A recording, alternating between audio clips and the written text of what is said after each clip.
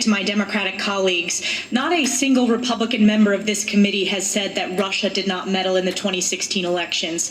As the ranking member stated, we published a report focused on Russian active measures in 2016 with policy recommendations as to how we strengthen our cyber resiliency and election security to counter Russia.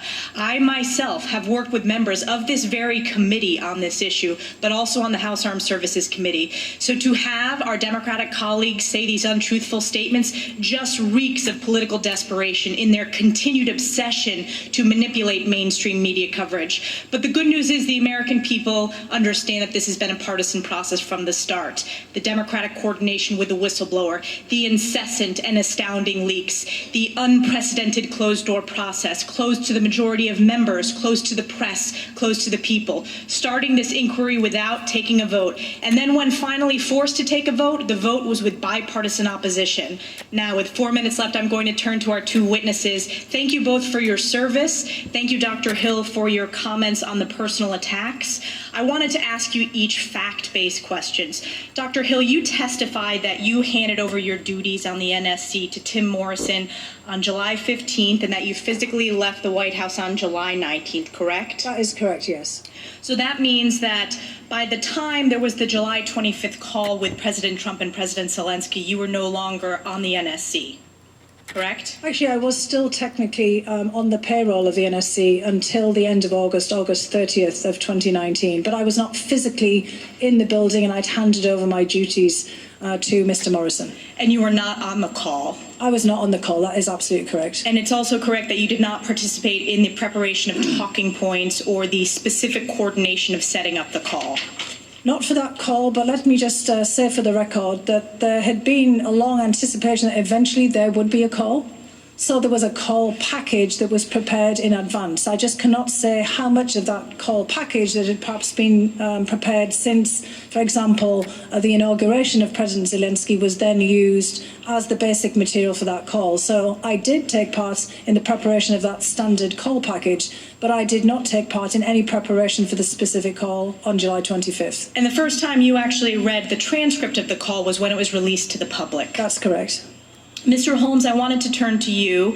Good to see you again. Thank you for mentioning the bipartisan delegation that I led on behalf of the House Armed Services Committee with my friend, Representative Anthony Brown from Maryland. We did have an exceptionally informative visit where we highlighted the bipartisan congressional support for Ukraine, in particular the importance of countering Russian aggression.